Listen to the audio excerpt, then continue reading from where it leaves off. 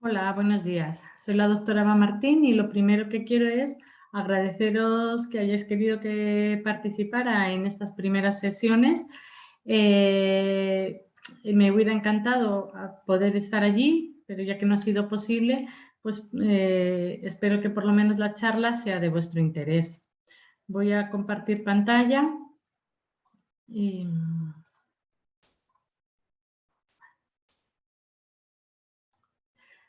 Bueno, la charla que voy a dar la he titulado Limitaciones y barreras de los pacientes con encefalomielitis miálgica o síndrome de fatiga crónica, sensibilidad química múltiple, electrohipersensibilidad, fibromialgia y COVID persistente, y la necesidad de adoptar medidas sanitarias y sociales acordes a la situación. El objetivo que me he marcado con esta charla es el siguiente. Por una parte, mostrar la magnitud del problema, a cuántos pacientes afectan estas patologías y en qué grado afectan, qué grado de severidad tienen. Por otra parte, la situación actual de los pacientes en el sistema sanitario. Y por último, la necesidad de adoptar medidas sanitarias y sociales acorde a la situación. Para tratar el primer tema, la magnitud del problema, aquí he puesto la prevalencia de las patologías. Los estudios que tenemos de prevalencia son estudios pequeños, ya que son enfermedades poco conocidas y poco diagnosticadas, pero podemos afirmar que la encefalomielitis miálgica o síndrome de fatiga crónica tiene una prevalencia entre el 0,2 y el 1% de la población, lo que supondría que en Galicia habrá unos 5.400 pacientes, en España 95.000 y en el mundo 15 millones. En cuanto a la fibromialgia, su prevalencia es entre un 2 y un 3%, lo que quiere decir que en Galicia tendríamos entre 54.000 y 81.000 pacientes, en España entre 190.000 y 285.000 y en el mundo 155 millones de pacientes. La sensibilidad química múltiple se estima que tiene una prevalencia entre un 3 y un 16%, la electrohipersensibilidad entre un 3 y un 5%, y el COVID persistente se estima que hay un 10% de los pacientes infectados por COVID desarrollarán la enfermedad, lo que quiere decir que si en España ha habido 12 millones de pacientes de COVID, tendremos 1.200.000 pacientes con COVID persistente. Si sumamos prevalencias, podemos afirmar, sin miedo a equivocarnos, que como poco habrá un 10% de pacientes afectos por estas enfermedades, lo que quiere decir que es un problema sanitario importante. Además, estas enfermedades son severas, son enfermedades crónicas, no tenemos tratamiento curativos para ellas, son enfermedades que producen incapacidad, que muchos pacientes no podrán trabajar y otros tendremos que intentar tener una adaptación laboral, y hay pacientes que acaban siendo dependientes del todo. Para entender esta severidad vamos a conocer un poquito cada una de las enfermedades. Primero, la fibromialgia. ¿Qué significa tener fibromialgia? Tener fibromialgia significa tener un dolor crónico, severo, de forma mantenida, un dolor de una intensidad alta. Con frecuencia les pregunto a los pacientes, ¿qué nivel de dolor tienes a diario? Siendo 0 sin dolor y 10 el máximo dolor posible. Y suelen contestar entre 8 y 10. Esto quiere decir que para entenderlos debemos pensar en ese dolor al que nosotros puntuaríamos entre 8 y 10 y que ese dolor estuviera en más de 7 zonas de nuestro cuerpo, porque para diagnosticar la fibromialgia, como veis aquí, tiene que el paciente tener dolor en más de 7 zonas de las que vienen aquí señaladas. Pero no solamente eso, también tendrán trastornos del sueño, fatiga, problemas cognitivos y otros síntomas como problemas digestivos, vejiga hiperactiva, síndrome seco, trastornos neurocognitivos y un largo etcétera. ¿Por qué se produce esta enfermedad?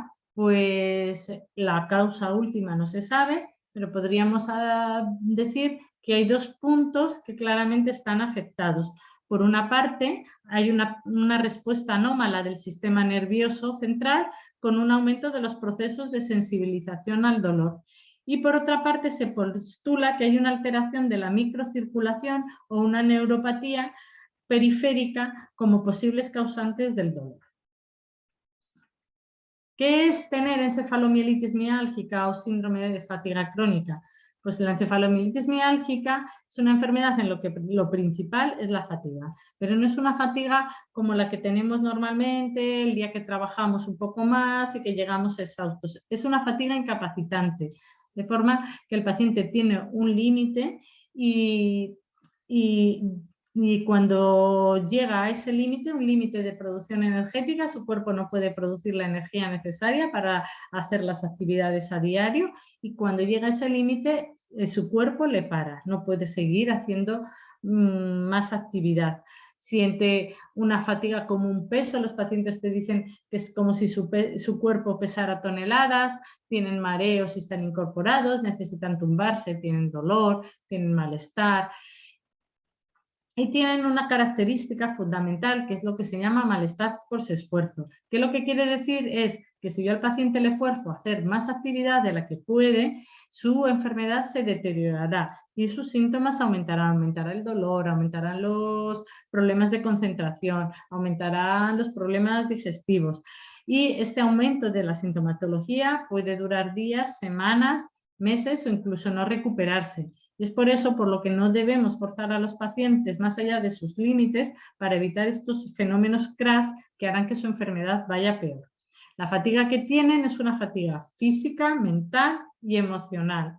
Y como la fibromialgia se asociarán otros síntomas como son los problemas digestivos, los problemas para regular la temperatura, los problemas a veces a nivel de la piel y un largo etcétera. Para ser diagnosticados de encefalomielitis miálgica, el paciente tiene que tener una fatiga que le limite en al menos el 50% de su actividad normal. ¿Y por qué se produce esta enfermedad? Pues lo mismo, sabemos que hay afectación a distintos niveles, pero todavía hay que investigar más para saber cómo resolvemos este puzzle, por decirlo de alguna forma, en el que sabemos las distintas alteraciones, pero tenemos que entender la enfermedad en su conjunto. Sabemos que hay neuroinflamación, sabemos que a nivel de la célula no se produce la energía suficiente, no se produce el ATP necesario para las actividades diarias, sabemos que hay inflamación del sistema, hay activación del sistema inmune, sabemos que hay afectación del sistema nervioso autónomo. ¿Qué es tener sensibilidad química múltiple? Tener sensibilidad química múltiple quiere decir tener síntomas multisistémicos, es decir, a distintos niveles, a nivel, por ejemplo, cardíaco, taquicardia, a nivel pulmonar, pueden tener sibilancias en la piel, problemas digestivos, tener síntomas en distintos órganos y aparatos de nuestro cuerpo tras la exposición a bajos niveles de sustancias químicas, a niveles en teoría no dañinos, pero que para ellos sí que lo son. Eso les obliga a los pacientes a vivir muchas veces en un aislamiento, porque el salir de casa, el convivir con los familiares les deteriora la enfermedad. Tienen que hacer una restricción de químicos, necesitan llevar mascarilla de forma continuada, aunque la mascarilla no hace que no tengan síntomas ante el contacto con los químicos, y con frecuencia pues viven confinados en sus domicilios en un ambiente de seguridad que han tenido que generar para poder soportar los síntomas. ¿Y por qué se produce? Pues lo mismo, tenemos pistas, pero tenemos que seguir investigando para saber exactamente lo que está sucediendo en el paciente. Sabemos que hay neuroinflamación y sabemos que el ciclo de desintoxicación hepática, el ciclo del óxido nítrico, pues está muy implicado y probablemente está saturado o alterado de alguna forma. ¿Qué es tener la electrohipersensibilidad? Pues es tener los mismos síntomas multisistémicos, es decir, síntomas a distintos niveles del cuerpo tras exposición a campos electromagnéticos no ionizantes dentro del nivel permitido. En un en una sociedad en la que parece que si no estás conectado, no estás fuera del mundo, en el que todo se rige por las conexiones y que no podemos vivir ya sin móviles, estos pacientes están todavía más... les resulta más difícil encontrar ambientes libres de tóxicos en los que sus síntomas sean tolerables. Y por último, el COVID persistente, pues como hemos dicho, es tener síntomas igual a nivel multisistémico tras pasar el COVID. El segundo punto que quería tratar es la situación actual de los pacientes en el sistema sanitario. Nuestro sistema sanitario se enorgullece de decir que es universal, accesible y cuya intención es prevenir, curar, paliar y sobre todo no dañar. Sin embargo, cuando les preguntamos a los pacientes de estas patologías cómo se sienten en este sistema sanitario, ellos te dicen que se sienten abandonados, que no es un sistema sanitario accesible para ellos y que la forma de tratarles y la forma de orientar sus patologías no es la adecuada e incluso con frecuencia les resulta dañino. ¿Y por qué dicen esto? ¿Por qué se sienten así? Pues en realidad porque sí que es verdad que existen una serie de barreras, que no son barreras físicas, pero que son barreras que hacen que estos pacientes no tengan una atención adecuada en nuestro sistema sanitario. Por una parte, la falta de conocimiento.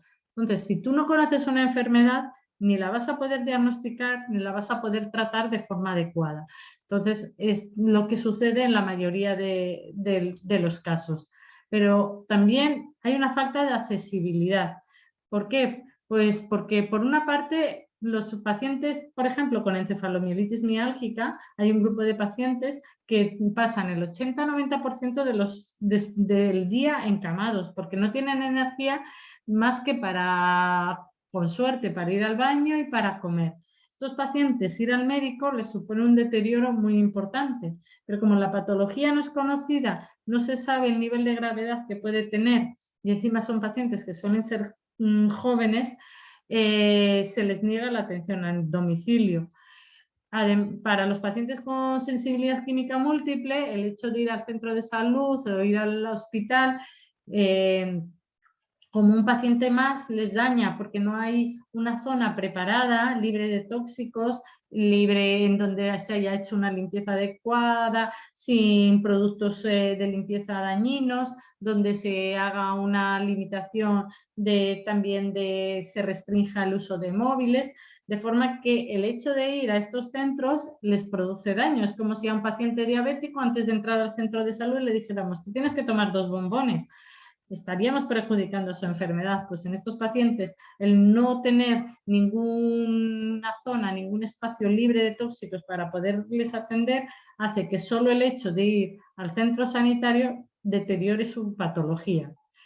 Esta falta de conocimiento y esta falta de atención produce mucha desorientación en la familia y además, no solo esto, clásicamente estas enfermedades se han relacionado con enfermedades de la esfera psicológica y hasta incluso sigue pasando, los pacientes son derivados a salud mental. Esta orientación es muy dañina para el paciente porque en el fondo lo que se está transmitiendo es que su patología depende un poco de su actitud, de que tienen que poner de su parte, de que a lo mejor exageran los síntomas y esto al final empuja al paciente a hacer más de lo que puede, lo que hará que su enfermedad empeore. Y por otra parte, al no ser enfermedades conocidas, al no ser conscientes de la gravedad y de la severidad de síntomas que produce, no hay reconocimiento de ayudas sociales. Los pacientes se les deniegan las incapacidades y son pacientes que muchos de ellos no van a poder trabajar por todos los síntomas que hemos comentado hasta ahora. Entonces, ¿cómo debería ser la atención sanitaria de estos pacientes? Pues primero tendríamos que tener conocimiento, todos los médicos deberían conocer las enfermedades para diagnosticarlas bien y para por lo menos no dañar. de forma que diéramos por lo menos los consejos adecuados. Nunca sobrepasar los límites, intentar evitar los tóxicos, orientar a la familia, porque si no hay apoyo familiar, los pacientes están perdidos porque dependen de ellos. Hay que enseñar a diferenciar las patologías para así dar a cada paciente la orientación más adecuada y más personalizada. En estas enfermedades una atención personalizada es imprescindible. Y por otra parte, aunque no podamos curar las enfermedades, sí que podemos acompañar y sí que podemos mejorar la calidad de vida de los pacientes intentando tratar aquellos síntomas que sea posible. Es decir, no debemos abandonar. Aunque sean pacientes complicados que tienen muchas intolerancias en que los tratamientos no van a hacer el efecto esperado, pero sí que podemos intentar tratar el dolor, los trastornos del sueño, los problemas digestivos, dar consejos nutricionales, medidas que mejorarán la calidad de vida, aunque desgraciadamente no hay tratamiento curativo actualmente. Para el tercer punto que quería tratar, la necesidad de adopción de medidas sanitarias y sociales, es prioritario empezar a tratar de forma adecuada, a abrir los ojos a estas patologías, por una parte por los pacientes, que son muchos y hay que atenderlos dignamente, por otra parte por las próximas generaciones y por un progreso sostenible. ¿Y por qué digo esto? Digo esto porque en medicina sabemos, no es una sorpresa, que hay que en una persona predispuesta, pero podríamos ser cualquiera de nosotros, ante un agresor externo se puede desarrollar una enfermedad crónica que tendrá muchos de los síntomas de los que hemos hablado: el dolor abdominal, la fatiga, el dolor, los dolores generalizados, los problemas del sueño. Y esto lo sabemos porque hay muchas enfermedades que lo producen, de forma que no solamente la encefalomielitis miálgica, que suele ser tras un virus o tras un estrés o es un agente químico, o la fibromialgia, que también se ha especulado si podría ser por un agresor externo, por un virus, sino que tenemos también la enfermedad del Lyme crónico, que se desarrolla tras una infección por borrelia, el síndrome postpolio tras una infección por polio. Tenemos la sensibilidad química múltiple, que se desarrolla después de la exposición a un químico. Tenemos la electrohipersensibilidad, que se desarrolla tras el contacto con emisiones electromagnéticas. Tenemos la guerra del Golfo, que es el síndrome de la guerra del Golfo, que es una enfermedad que se desarrolló en los veteranos de guerra de esta guerra, por la exposición a los tóxicos que hubo en aquel momento. De forma que el COVID persistente no podemos decir que fuera una sorpresa, era lo esperable. Ante cualquier infección vírica puede haber un cuadro posvírico crónico, cada uno tendrá su peculiaridad, pero puede existir. Y si algo nos ha enseñado el COVID es que a mayor estímulo, mayor número de pacientes. De forma que los expertos en sensibilidad química múltiple o en electrohipersensibilidad, con frecuencia en sus charlas nos dicen que el aumento de tóxicos medioambientales y el aumento de ondas electromagnéticas conllevará a un aumento de pacientes. De forma que si queremos hacer un progreso sostenible, no solamente ya un progreso sostenible a nivel medioambiental y a nivel de conservar el mundo y conservar la naturaleza, sino ya a nivel particular, si queremos un progreso sostenible para no deteriorar nuestra salud, tendríamos que estudiar a estos pacientes, tendríamos que ver dónde está el fallo, qué es lo que está sucediendo, para intentarlo prevenir, porque si no en un futuro aumentarán esta serie de este tipo de enfermedades. ¿Y qué es lo que creo que deberíamos hacer? Pues deberíamos visibilizar, atender e investigar. Y para ello creo que lo justo, y no solo lo justo, sino lo más productivo, es que deberíamos escuchar a los expertos que durante años han estado tratando a estas patologías, porque ya llevan un camino andado, saben entenderlo, saben entender lo que es un síndrome posviral, lo que conlleva. De forma que, por ejemplo, aquí os he querido poner un grupo al que pertenezco, que es el Grupo Europeo de Médicos Clínicos Expertos en Encefalomielitis Miálgica, pero como muchos más, los expertos en Lyme crónico, los expertos en el síndrome de la guerra del Golfo, los expertos en sensibilidad química múltiple. En estos grupos, desde que empezó el COVID, ya se hablaban de que lo normal era que hubiera un síndrome posviral dado el alto número de pacientes que se estaban afectando y que previsiblemente la encefalomielitis miálgica en concreto aumentaría, y eso es lo que está sucediendo. De forma que creo que, basándonos en lo ya sabido, tenemos que seguir investigando y aprovechar ese camino ya avanzado. Ya para terminar, lo único que quiero decir que con esto no podemos decir que son lo mismo. Es decir, cada patología tendrá su peculiaridad. Además, no es correcto porque esto va a perjudicar al paciente, porque a cada paciente debemos explicarle lo que tiene y darle el tratamiento más adecuado a sus síntomas y a sus diagnósticos, y porque si queremos avanzar en investigación tenemos que clasificar muy bien a los pacientes. Yo os he puesto la imagen de 2 niños con sarampión y con rubeola, de forma que si no, realmente pues son 2 infecciones víricas que producen fiebre, producen afectación cutánea, afectan a niños, pero si no hubiéramos sido finos, hubiéramos descrito adecuadamente la lesión en la piel y no les hubiéramos separado, nos hubiera costado mucho más identificar que son 2 virus y de esa forma hacer 2 vacunas efectivas. Por eso, cuando estamos buscando algo que no sabemos exactamente lo que es, cuanto mejor clasifiquemos, mejor tipifiquemos a los pacientes, mejor ordenemos, como en el armario que os pongo, más fácil me resultará encontrar ese fallo que estamos buscando. Así que solamente quiero daros las gracias, ojalá os haya resultado interesante la charla. Aquí os dejo un blog que llevo años haciendo, en el que intento divulgar, que se llama síndrome de fatiga crónica, punto de encuentro, wordpress.com, donde intento resolver dudas y dar visibilidad. Y muchísimas gracias a la asociación y a todos los que están participando, y gracias a todos. Hasta luego.